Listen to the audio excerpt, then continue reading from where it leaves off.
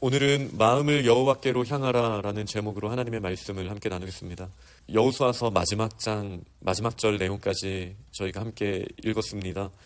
이 내용은 여호수아의 마지막 설교뿐만이 아니라 이스라엘 백성과 하나님 사이에 맺은 언약에 대한 기록이 담겨 있습니다. 여호수아는 어저께 그렇게 여호와를 섬기라라고 선포를 했었지만 오늘 처음 읽은 19절을 보면 너희가 여호와를 능히 섬기지 못한다라고 분명하게 말하고 있습니다. 능히 섬기지 못한다라는 표현은 너희에게는 여호와 하나님을 제대로 섬길 능력이 없다라고 저희가 해석을 할 수 있겠죠. 여호와 하나님은 거룩하신 분이시고 질투하시는 하나님이시기 때문이다라고 분명히 선포하고 있습니다. 거룩하신 하나님, 질투하시는 하나님, 그렇기에 저희는 하나님을 능히 섬길 수 있는 존재가 아닙니다. 하나님께서 거룩하시다라는 말은 어떤 뜻입니까? 오늘 제가 실로암 설교 때 사실 이 주제를 나누게 될 텐데 하나님이 거룩하시다라는 뜻은 초월성을 가지신 하나님을 의미합니다. 그 누구도 능히 하나님 앞에 다가설 수 없는 완전히 구분되시는 하나님이십니다. 그런데 질투하시는 하나님이시라는 뜻은 어떤 뜻입니까? 그분의 진리와 그분의 완전하심에 대해서 결코 우리와 타협하실 수 없는 공의의 하나님이시라는 뜻도 가지고 있는 것이죠. 여기서 말하는 질투하시는 하나님은 인간의 부족한 감정 정도를 말하는 것이 아니라 우리가 하나님의 거룩의 수준에 맞추지 못했을 때 여기에 맞추실 수 있는 눈높이를 낮추시는 분이 될 수는 없다라는 것이에요. 하나님은 초월하시는 분, 완전하신 분, 거룩하신 분이시기 때문에 우리가 그 하나님을 온전히 섬기기 위하여 우리도 그 거룩의 기준을 맞출 수 있겠는가라는 질문을 던진다면 우리도 여호수아처럼 말할 수밖에 없습니다. 우리 중에 능히 그분 앞에 설 수 있는 자는 아무도 없습니다. 이 표현은 스가랴서를 포함해서 요한계시록에서도 나오는 표현이죠. 그 누가 여호와 앞에 능히 서리요. 그 누구도 없습니다. 그러나 우리가 어떻게 하나님 앞에 예배자로 설 수 있습니까? 오늘 이 모든 언약식을 마치고 요셉이 세겜 땅에 묻혔다라고 성경 본문은 말하고 있습니다. 요셉의 뼈를 세겜에 장사하였다라고 32절에 애굽에서 가져온 온 요셉의 뼈를 세겜에 장사하였다라는 표현이 있습니다. 약 1400년 정도가 흐른 후에 요한복음 4장을 봤을 때 예수님께서 사마리아의 수가성에 들리셨을 때 그곳에서 한 여인을 만납니다. 근데 그 장소를 뭐라고 표현을 하냐면 야곱이 요셉에게 준 땅에서 가까운 곳이다 라고 요한복음 4장에 기록되어 있습니다. 그러니 공간적으로는 오늘 저희가 읽은 여호수아 24장과 맞닿아 있습니다. 그때 이 여인이 질문을 하죠. 유대인들은 예루살렘에서 예배해야 된다라고 말합니다. 그리고 저희들은 이곳에서 예배를 해야 된다라고 말하죠.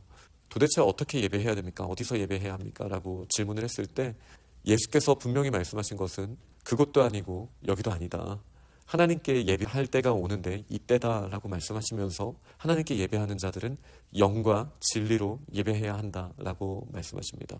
여기서 말하는 영과 진리는 복합적인 메시지를 가지고 있는 건 사실이나 그 근원적인 해답을 찾자면 헬라어 원문을 봤을 때 분명히 대문자로 되어 있거든요. 그 뜻은 여기서 말하는 영은 성령님을 말하는 거고요. 또 진리는 진리이신 예수 그리스도를 말한다라고 저희가 봐야 합니다. 우리가 여호와를 어떻게 섬길 수 있습니까? 성령의 역사와 예수 그리스도의 은혜로만 우리는 하나님을, 여호와 하나님을 섬길 수 있는 자입니다. 그러니 그 누구도 우리가 능히 하나님을 섬길 수 있습니다라고 말할 수 없는 거예요. 그런데 이 뜻은 또 영과 진리로 예배한다라는 이 뜻은 예수 그리스도와 성령으로 연결되어 있을 때 우리가 예전 성경처럼 신령과 진정으로 우리의 마음을 다하여 하나님 앞에 예배드릴 수 있는 길이 열리게 되었다라는 의미로도 저희가 이제 2차적으로 해석을 할 수 있습니다. 오늘 제가 본문 제목을 마음을 여호와께로 향하라라고 정했습니다. 23절 말씀을 보면 너희의 마음을 이스라엘의 하나님 여호와께로 향하라라고 분명하게 여호수아는 선포하고 있어요. 이게 어떤 의미입니까?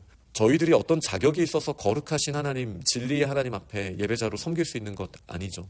처음에 아브라함과 언약을 맺으실 때에도 하나님께서는 하나님이 전적으로 책임지시는 언약식을 맺으셨습니다. 아브라함을 잠들게 하시고 그 쪼개진 사체, 동물의 사체 위로 여호와 하나님을 상징하는 횃불만 지나가셨죠. 이것은 모든 죽음의 책임, 이 언약이 깨졌을 때 죽음의 책임을 하나님께서 지시겠다라고 약속하신 거예요. 그리고 결국 저희는 예수님이 십자가를 지심으로 이 언약이 깨어지지 않는 이유, 이 언약이 지켜지는 이유는 오직 하나님의 신실하심에 있다라는 것을 저희가 알게 되었습니다. 그러니 우리에게는 능히 하나님을 섬길 수 있는 힘은 없지만 저희들이 예수 그리스도를 의지할 때 우리는 하나님을 섬길 수 있는 자리에 나아갈 수 있게 되는 것. 이것이 성경이 말하는 모든 언약의 특징입니다. 물론 구약에는 희미하게 보여지고 예수 그리스도로 말미암은 새 언약, 마음의 할례를 말하는 이 새 언약에서는 구체적으로 나오지만 이것은 구약 때부터 분명히 있었던 일입니다. 그러니 지금 여호수아도 저희들에게 마음을 여호와께로 향하라라고 말하고 있는 거예요. 우리가 온전해라. 하나님은 거룩하신 분이니 너희도 온전하여 거룩하라. 이 말씀은 예수 그리스도의 십자가를 경험한 이후에 그분을 향한 마음을 가지고 있을 때 성령의 능력으로 우리에게 임하는 것이지, 우리가 율법을 하나하나 지켜나가면서 이룰 수 있는 것은 결코 아닙니다. 지금 이스라엘 백성들은 아닙니다. 우리가 여호와를 섬기겠습니다라고 말합니다. 우리가 진정 여호와 하나님을 섬긴다라는 말은 어떻게 할 수 있는 것입니까? 예수 그리스도의 십자가를 의지하면서 우리의 마음을 주님께로 향하는 거예요. 우리의 완전함으로 하나님 앞에 나아가는 게 아니에요. 그것이 믿은즉 의롭게 여기셨다라는 의미가 되는 거예요. 우리는 우리의 행위로 하나님 앞에 설 수 없습니다. 이는 예수 그리스도를 믿은 이후에도 마찬가지입니다. 저희 중에 이 자리에 앉아있는 그 누구도 하나님, 저는 저의 행위가 완전합니다 라고 말할 수 있는 자는 아무도 없습니다. 그런 사람은 마음이 청결한 자가 아니죠. 우리가 마음이 청결하다라고 말할 수 있는 이유는 무엇입니까? 예수님만이 우리의 전부입니다. 우리는 자격이 없습니다 에서부터 시작하는 거예요. 여기에서부터 우리는 공동체를 이룰 수 있고 다른 사람들을 이해할 수 있으며 그들을 독려하여서 거룩하시고 질투하시는 하나님 앞에 우리는 행위가 완전할 수 없지만 예수 그리스도의 은혜로 말미암아 우리가 마음을 향하게 되고 하나님이 기뻐하시는 모습으로 율법을 사랑하고 하나님을 섬기는 자리에 나아갈 수 있게 됨을 믿으시기 바랍니다. 그래서 여호수아는 너희들이 증인이다 라고 말하고 있습니다. 오늘 본문에 증인이 둘이 나오는데 하나는 이 법이 돌을 가져다가 증거가 된다라고 말을 하였고요. 율법을 들은 하나님의 사람들 자체가 증거가 되기 때문에 증인이라는 표현을 썼습니다. 이 돌은 사라지죠. 그러나 하나님의 말씀을 듣는 사람들은 대를 이어서 연결되어야 합니다. 여호수아서가 마지막으로 남기는 찝찝한 면이 바로 이 부분이에요.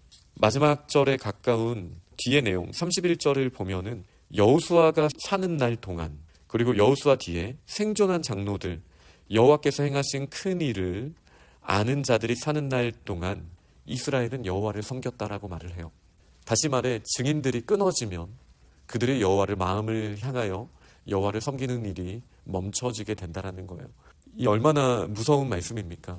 여호수아 다음에 이제 사사기를 보면 이 끔찍한 내용들이 저희들에게 드러나게 됩니다.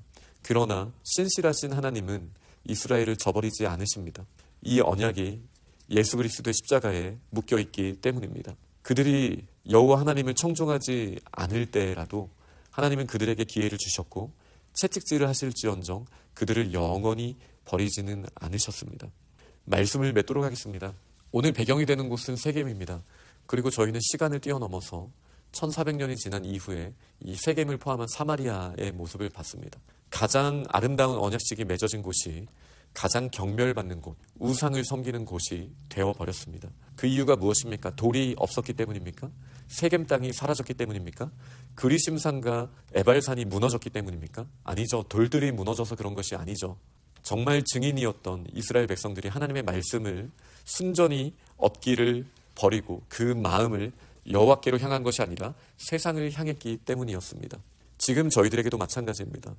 저희들이 아무리 세상적인 증거로 하나님의 법을 세운다 할지라도, 심지어 법궤가 저희들 눈앞에 있고 그리고 십계명 돌판이 저희 눈앞에 있었다 할지라도 저희 하나님의 사람들이 하나님의 말씀을 소중히 여기지 않고 또 여호와 하나님을 마음으로 향하지 않는다면 결코 여호와 하나님을 섬기는 일은 일어날 수 없을 것입니다. 그러니 마음의 할례가 중요한 것이고 우리의 마음이 하나님을 향하는 것이 중요합니다. 저희가 먼저 증인이 되어서 다음 세대를 포함한 땅끝까지 이르러 우리는 예수 그리스도의 증인이 되어야 합니다.